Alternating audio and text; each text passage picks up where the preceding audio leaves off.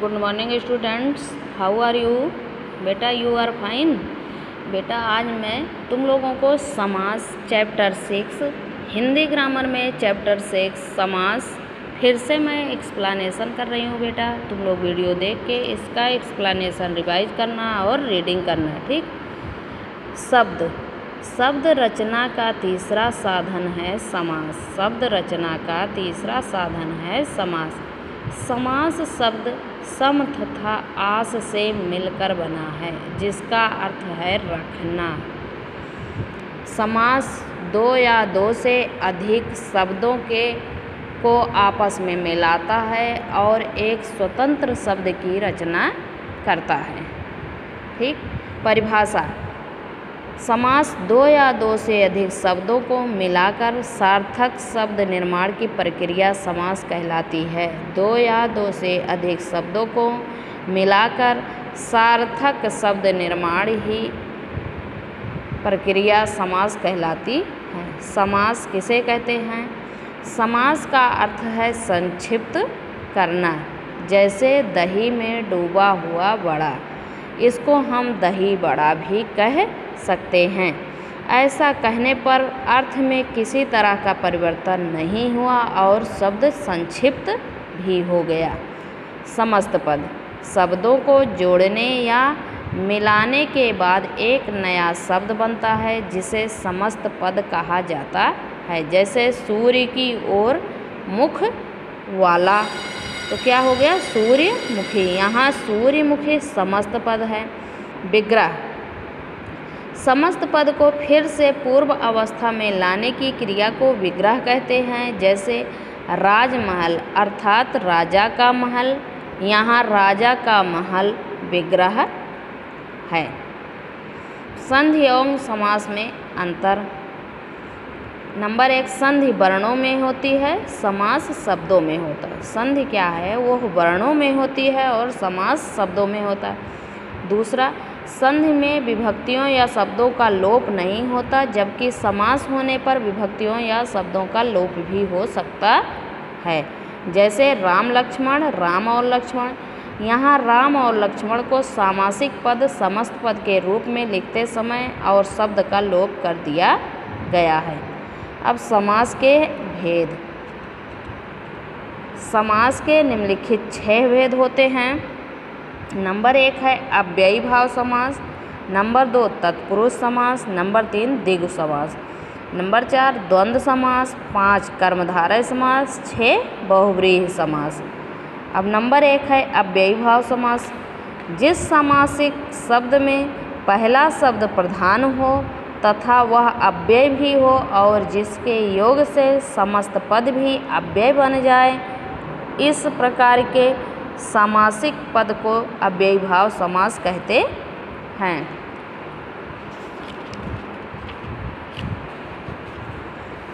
जैसे समास विग्रह शक्ति के अनुसार, ठीक। इसका समस्त पद क्या हुआ? यथा शक्ति। फिर प्रत्येक क्षण समास विग्रह हो गया। इसका क्या हो गया समस्त पद? प्रति क्षण, जीवन भर, आजीवन। आदेश के अनुसार यथादेश, एक एक, प्रत्येक, मरने तक, आमरण।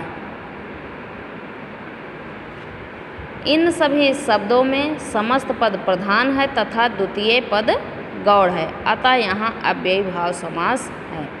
नंबर 2 है तत्पुरुष समास। जिस समास के समस्त पद का पूर्व पद संज्ञा हो तथा गौड़ हो और उत्तर पद प्रधान हो, वह तत्पुरुष समास कहलाता है। इसके विग्रह में कारक चिन्हों का प्रयोग होता है, किंतु समस्त पदों में इनका लोप होता है। उदाहरण: गोधन, गाय के लिए शाला बराबर गौशाला। तत्पुरुष समास के भेद: तत्पुरुष समास के भेद कितने हैं? 2, 2, 4, 2, 6। इसके भी 6 भेद होते हैं। नंबर 1 है कर्म तत्पुरुष, करण तत्पुरुष, संप्रदान, अपादान तत्पुरुष, संबंध तत्पुरुष, अधिकरण तत्पुरुष।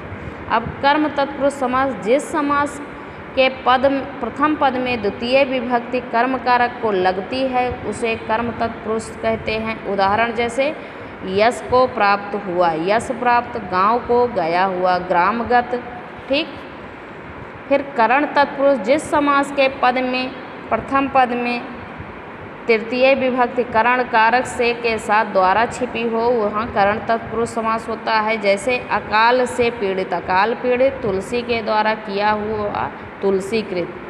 वैसे ही संप्रदान तत्पुरुष, जिस समास के प्रथम पद में चतुर्थी विभक्ति लगी वहाँ पे समास तत्पुरुष संप्रदान तत्पुरुष होता है। जैसे पाठशाला, पाठ के लिए शाला, देशभक्त, देश के लिए भक्त। अपादान तत्पुरुष, जिस समास के प्रथम पद में पंचमी विभक्ति अलग होने के लिए लगी हो उसे अपादान तत्पुरुष कहते हैं। जैसे रोग मुक्त, रोग से मुक्त, देश निकाला, देश से निकाला, धनहीन, धन से हीन, आकाश पतित, आकाश से गिरा हुआ।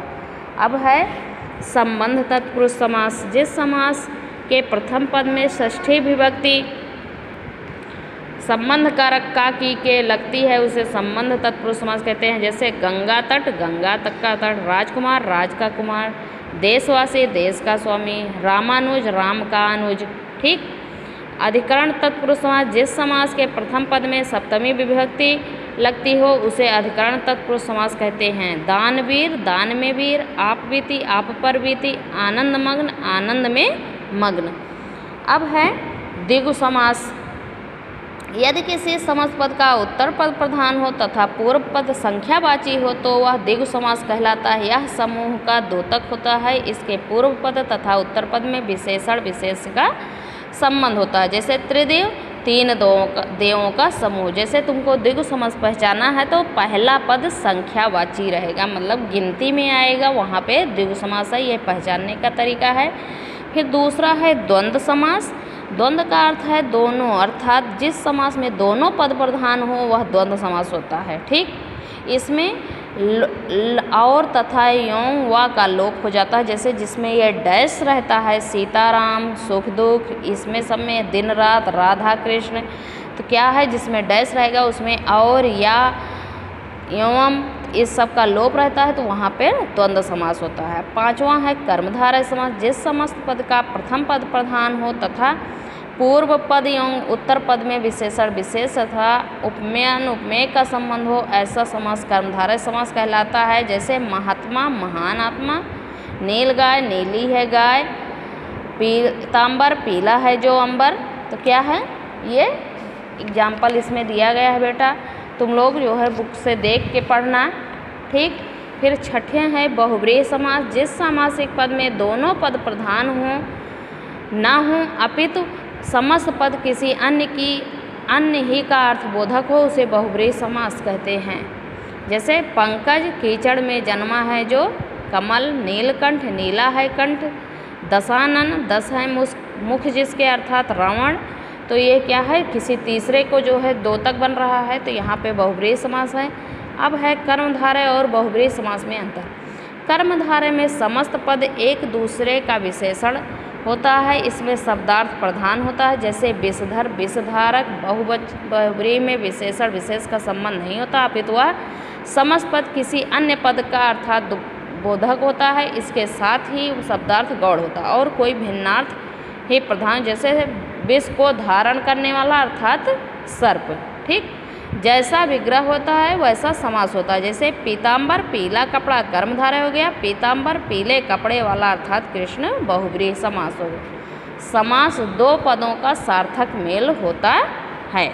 बेटा तुम लोग वीडियो देख के समास चैप्टर का फिर से एक्सप्लेनेशन और रीडिंग करना, रिवीजन करना, लर्न करना, इसकी सारी एक्सरसाइज तुम लोग रिवीजन वर्क डाल के फिर से फेयर कॉपी में ही रिवीजन वर्क डाल के तुमको कंप्लीट करके लर्न करना है। ठीक। Thank you, have a nice day.